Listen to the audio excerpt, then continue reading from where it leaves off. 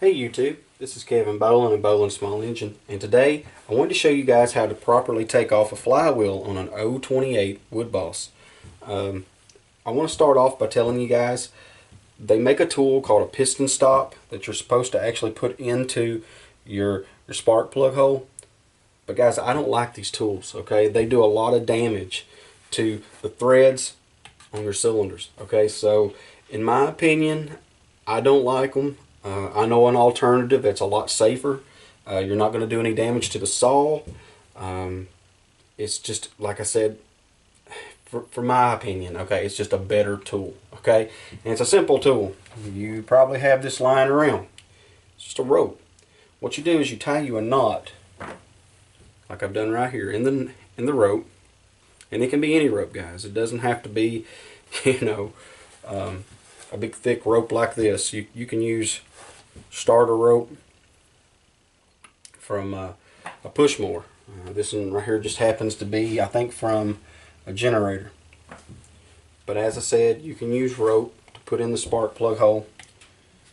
Put a generous amount in, and you'll see that eventually you'll start turning the flywheel, and it'll stop. See? Now, you've probably seen this chainsaw in other videos. I'm not actually going to be rebuilding this chainsaw. It's just one that I'm cannibalizing for parts. There was a guy that called me about an hour or two ago, asked me did I have a flywheel for an 028. That's the only reason that I'm removing this.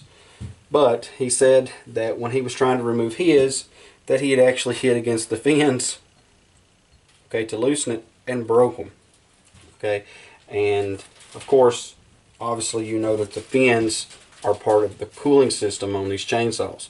So you don't want to start hitting them with a hammer really hard, guys. That's why it's important to actually purchase the right tools. And you've heard me say this many times before. Purchase the right tool for the job. In the long run, you'll be better off, okay? I know we all try to cut corners, and I can respect that. But guys, these tools aren't that high.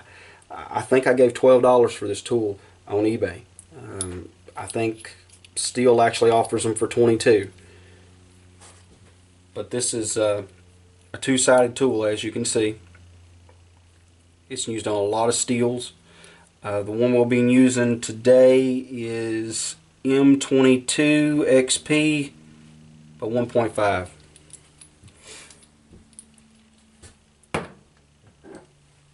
The nut that's on top, okay, that actually holds the flywheel on, is 9/16.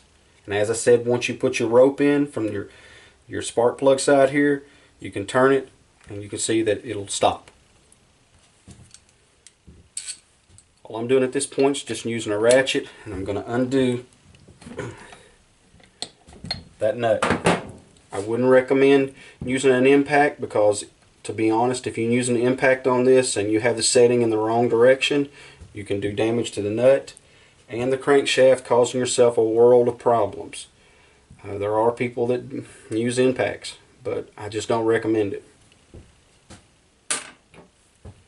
As I said, we're going to screw the tool down into the flywheel.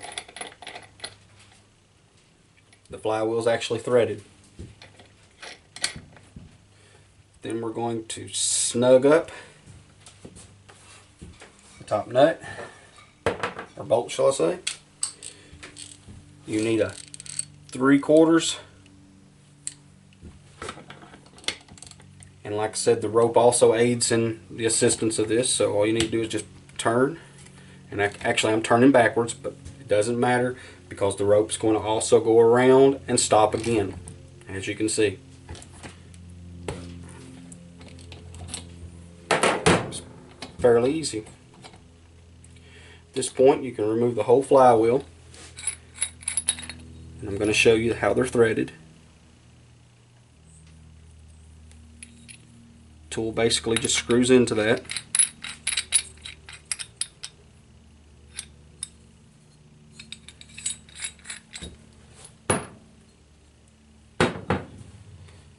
Guys, I've just noticed something. I really want to show this to you guys. Stihl made chips for their saws to take the place of their points. There's certainly nothing wrong with that. On a lot of these old saws, these chips are actually getting a little harder to find. The original chips, shall I say, they do make an aftermarket chip, but this is one of the originals that Stihl would have used to convert their saws from points to a solid state, if you will. To be completely honest, I don't see anything really wrong with the points. I'm probably going to salvage this and keep it along with the coil. There are a few people that would say, well, Kevin, why would you want to save that coil considering that your armature lead wire is broke? Well, guys, I got to be honest with you. Just because the armature lead wire is broke doesn't mean that the coil is bad. Okay, you can actually get that armature lead wire on eBay. All you specify is that you want it for a small engine armature lead wire, and generally I think they have it from 6mm to 8. I'm thinking this is between 6 and 7. I'll have to get back to you guys on that, but that's why it's important to know your tools, know the limits of what you're capable of, because most people, like I said, would have taken this coil just because the wire was bad and thrown it away. And guys, I'll be honest with you, I've seen old timers in the past even cut the wires, splice into them. Well, here's a good example. Here, this is the wire, as you can see, and that works too. If you're in desperation, it does work. It's not something I would recommend. I would still tell you to get the new wire, like I said, but you know, hey, it works. I wanted to show off a tool that Mom had got me over Christmas. I'm very, very fascinated with this little tool. Reason being is, as I said earlier, I'll be cannibalizing this chainsaw, and this little tool here from Black & Decker, it just makes my work so much easier for me. I mean, I can have this handle off in no time. As I said, I'm not a big fan of impact, but so long as you know you got the right setting, it makes short work out of this job. The reason I'm taking the handle off is so you guys can actually have a better look at what I've done.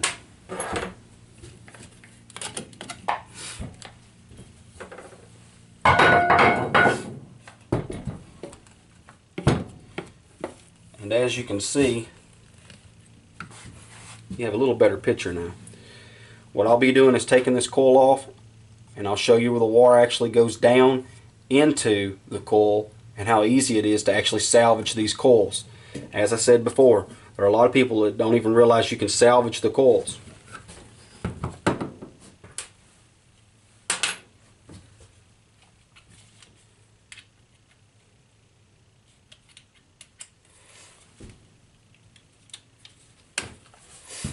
You'll see why I like this little tool.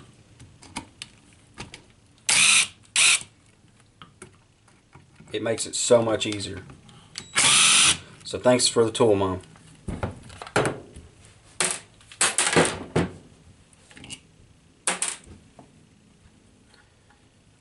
And I'm just basically turning the coil over so you guys can see the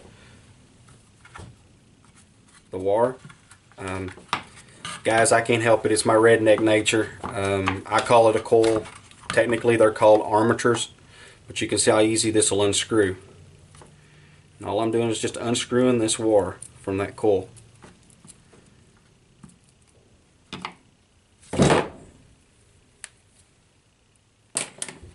And as I said before, this wire here, you can cut it to length, which is what I'll do later. Hook it right into the coil and you'll have a working coil. At this point, I pretty well think I've covered removal of the flywheel. I'm going to go ahead and end the video. I do want to show you, before I do though,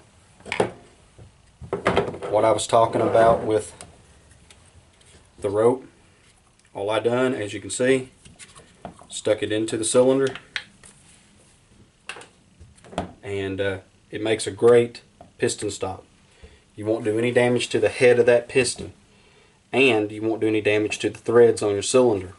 I do not like the piston stops, guys. I do not recommend them at all. And I know that there are several companies that make them for Stihl, Husqvarna, Poland. Well, Poland's actually a Husqvarna product, but Echo, EFCO, I could go on for hours, guys. But the point is, don't use these tools. Okay, you're just going to do damage to the threads. Use a rope.